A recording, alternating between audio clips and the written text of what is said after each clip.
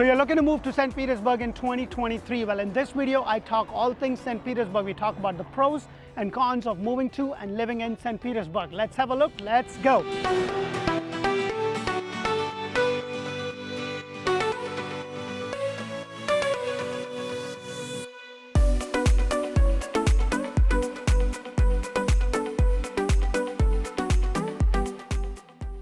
Hello and welcome to another episode of Orlando Living with D. And if this is your first time, press that thumbs up button, show us some love, because we bring you community videos all throughout Central Florida, Orlando, Greater Orlando, and Tampa Bay area. And today's video is all about the moving to and living in St. Petersburg. We're talking about the pro and cons. Now guys, before I get into it, I want to say this because I say this in every single one of the videos.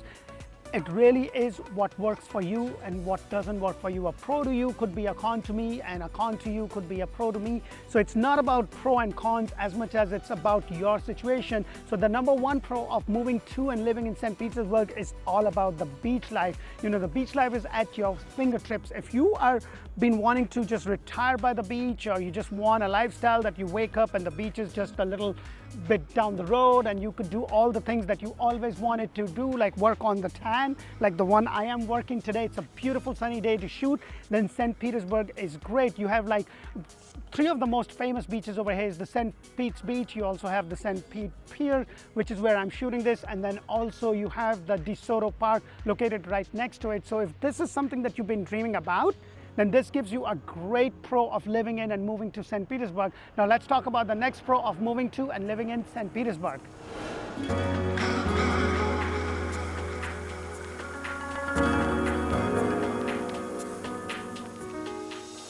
So one of the other pros of moving to and living in St. Petersburg is its location. You know, St. Petersburg is actually located and is a part of the Tampa Bay area, along with the Gulf of Mexico shore that holds about 3 different cities. And this means that you have an option of visiting all the neighboring cities well within an hour of each other. So if you want to be close to a beach town, and then you also want to be closer to the other places which are one of the top tourist destinations, then St. Petersburg kind of allows you to be able to do that with all the lifestyle, the condominiums, the homes and everything. By the way, if you haven't watched our video on the community of St. Petersburg, make sure to do that, because that's where we talk a lot more about shopping, dining, hospitals, schools, everything that you really need to know if you are kind of considering moving to St. Petersburg in 2023.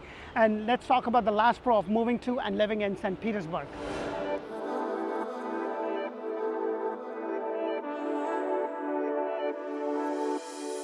St. Petersburg is, if you're into the museum, into the art and cultural things, then St. Petersburg will definitely not disappoint you.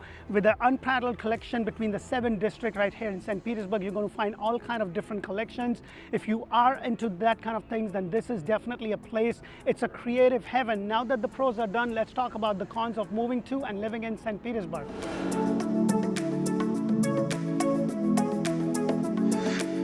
So one of the major cons of moving to and living in St. Petersburg is the transportation system. If you do not have a car, or if you wish not to have one, then transportation, like in terms of going from one place to another, could be a challenge, because there's not a major transportation system over here, and the traffic at the peak time could be just absolutely horrendous. And local knows that they want to avoid the peak traffic, because you could be stuck in traffic sometimes for hours. So that is the biggest con, in my opinion, that you got to be really watchful for. When you compare that to other major metropolitan cities such as Chicago, or I would say Seattle or Boston, San Francisco, they have a very good transportation system, and having a car there is more of a liability than it is a convenience. So keep those things in mind. Let's talk about the next con of moving to and living in St. Petersburg.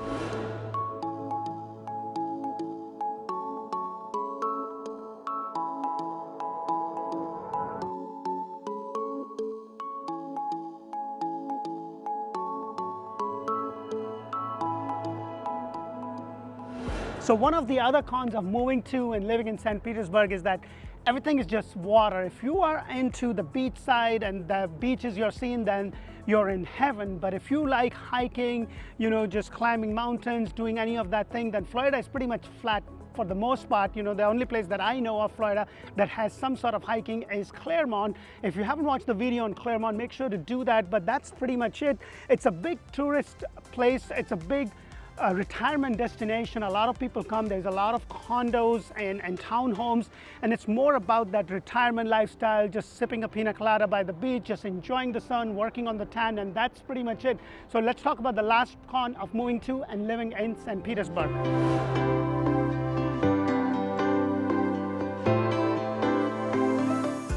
So one of the other cons of moving to and living in St. Petersburg is to do with the wildlife. You know, you don't really see that much so in Central Florida, but if you're kind of petrified like my wife is about snakes or reptiles or just little alligators or crocodiles just walking around sunbathing, then this might not be the place for you, because during the hurricane season, when kind of the water is the highest level and when it kind of floods in some area, you might see these little guys just sitting around and just sunbathing or just walking through a beautiful golf course.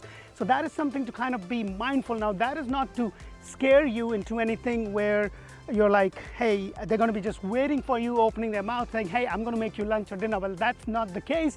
But what I'm saying is that there are chances of you to run into the wildlife a little more over here than more so in Central Florida. I hope this all makes sense for you. And remember, guys, these pro and cons are just my take on pro and cons. That does not mean what's right, what's wrong. Take it with a grain of salt, because what works for you may not work for you. Now, I don't think, patting a gator is a pro or a con for anybody. It's a con all the way through, but that's my opinion. But hey, if you are into catching gators and doing that thing, then it may be a pro, because you can just go around and find a gator and see how tall it is and maybe win a record or something. That's just up to you. I hope you get a lot of value from our videos, and if you do, press that thumbs up button. Don't forget to subscribe, and make sure to check out Orlando Home Show. That's where I bring you brand new models throughout Central Florida and Tampa areas.